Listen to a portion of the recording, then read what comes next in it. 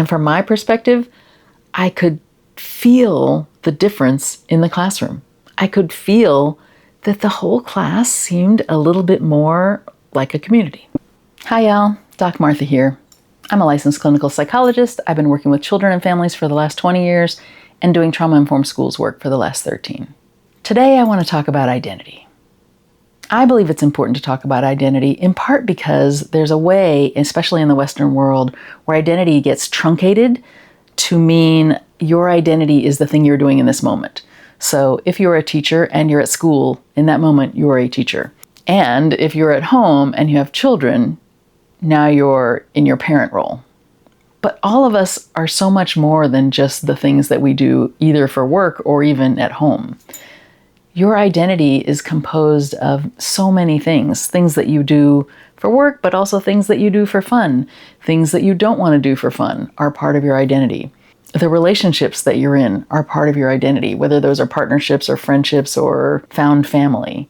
The ways that you interact with other people, the things you believe in, the things that you find important, the things you will spend time on, the things you won't spend time on, the places you want to spend your money, all of that is part of our identity.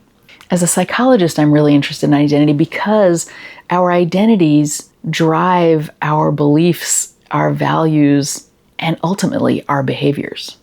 So when people talk to me about changing something in their lives, it's important for me to know, and for the person to know, what identities are at play. Now, there are many ways to learn about identities. There are questionnaires. There are journals that are just made up of lists for you to think about what's important to you. Therapy is a way to think about your identities. Another method is identity mapping. There are many ways to do identity mapping. I am a big fan of this book by Sara Ahmed, Being the Change, and in it she has an identity mapping activity that she uses with students, and I have modified that to work with adults, educators, clients in my office. Watch our events page for identity mapping workshops, soon to come. Once we know something about our identities, that can help give us a path for making changes if we want to make changes, or not if we don't want to. Here's an example. Let's say that you are a vegetarian. You're a vegetarian, but before you became a vegetarian, your favorite meat was bacon. Tonight you walk into a friend's house, you're there for a book club, and your friend is frying bacon. Now, you may or may not like bacon, but if you've ever smelled frying bacon, you know that it is a very particular smell. So you walk in, you used to love bacon, now you're a vegetarian, your friend is frying up some bacon and offers you some. Being a vegetarian is one of your identities, but it also matters how that identity came to be. If you're a vegetarian because your partner is the cook in the house and your partner has become a vegetarian and they are not cooking any meat at all, that's going to impact your decision-making process on whether or not to accept the bacon from your friend. If you're a vegetarian because your family has always been vegetarian, you grew up a vegetarian, maybe that one won't work here, because if you did, then you wouldn't have learned to enjoy bacon. So scratch that. If you're a vegetarian because you're concerned about animal welfare and you don't like the way that pigs are treated, that's going to affect whether or not you accept bacon from your friend in this moment. So that identity, being a vegetarian, is driven by values and beliefs, and that impacts your behavior and the choices that you're going to make. Our identities are also fixed or less fixed, right? So I have worn corrective lenses since I was in the 4th grade. It is a part of my identity. If I take off my glasses, I cannot see. I cannot see well enough to function in the world. So it is actually part of my identity, and it's pretty fixed. But I'll tell you, I've been a vegetarian on and off for decades. You heard that, on and off. I became a vegetarian mostly because I couldn't afford to buy meat as a college student. And so then over time, I just got used to not eating meat. And then if I did eat meat, it would make me feel kind of sick. But then if we fast forward some years, I lived in Italy for some time, And it was really hard to be a vegetarian there at that time because it seemed like everything I ordered, even if I said, okay, no meat, they would say, no, of course, no meat. And it would come and I would be like, well, what's this? And they were like, oh, that's meat, it's just for flavor. Often plates came with, no, I didn't like order a steak or anything, but the meal would come and there would be little bits of something that was flavoring everything else. Or maybe it was made with a bone broth, or maybe the sauce was made with meat in it, but the part you got was just saucy. So for me, being a vegetarian is less fixed. It's less fixed than the glasses. Okay, so how does this play out in the classroom? A few years ago, I was working with an educator, and the educator was really struggling with one student in their class. It seemed to me, from my observation, that the child didn't feel particularly connected to this educator. And one of the things that we talked about that the educator might do to increase that sense of connection was the 2 for 10 strategy. You might have heard of this in other places. We have a modified version that we use. Essentially, the idea is that for 2 minutes every day for 10 days in a row, not counting weekends, the educator talks with a student about something that's not academic.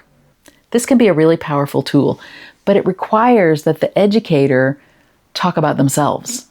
Right? It requires that the educator come prepared to talk about something not academic that matters to the educator. And when I suggested it, the teacher said, no, I can't do that. Absolutely not. The thing is, if we want to change our practice, it can be really helpful to know where that practice came from, what values, beliefs, which identities are tied to that behavior. Because I don't believe that people do things that they know won't work. We do the things that we do because we have the expectation, the hope that they're going to provide the results that we're looking for. So I spent some time talking with this educator about why not? Why not the 10 for 2? I also encourage this educator to go and maybe do an observation or talk with this student's teacher from the year before. Because in that class, the student wasn't having the same behaviors that they're having now.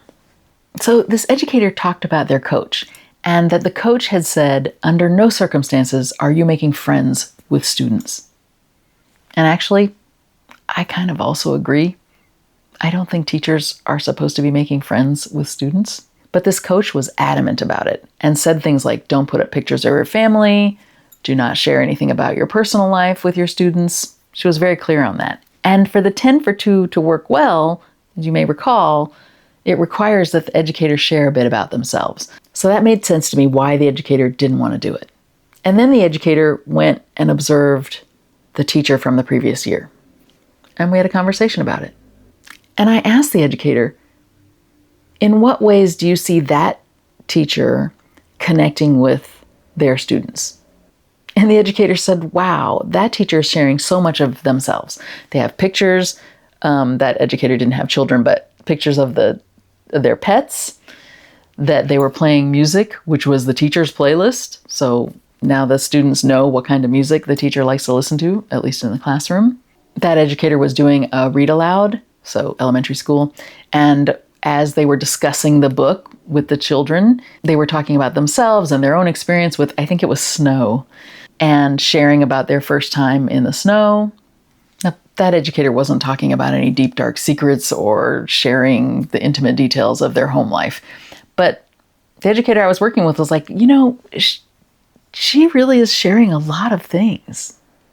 And their classroom community feels a lot more like a community than my classroom. In light of this information that the educator gathered, they decided that they would go ahead and try it. They would try the 2 for 10 with the student. It's only 10 days, so they only need to come up with 10 sort of areas or topics that they would be willing to share about. And so we talked about those, and the educator wrote some of those down so that they would remember them. And then I left, and after a couple of weeks, I came back and did another observation. And from my perspective, I could feel the difference in the classroom. I could feel that the whole class seemed a little bit more like a community.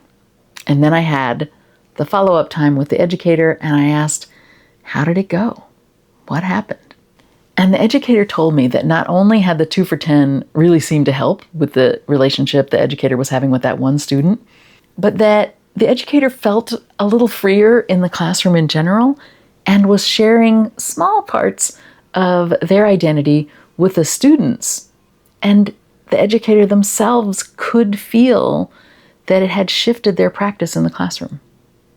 We need to think about our identities because they are so much more complex than we usually spend much time thinking about, because it shapes our values, beliefs, and behaviors, and because the better I know myself, the better I can get to know you.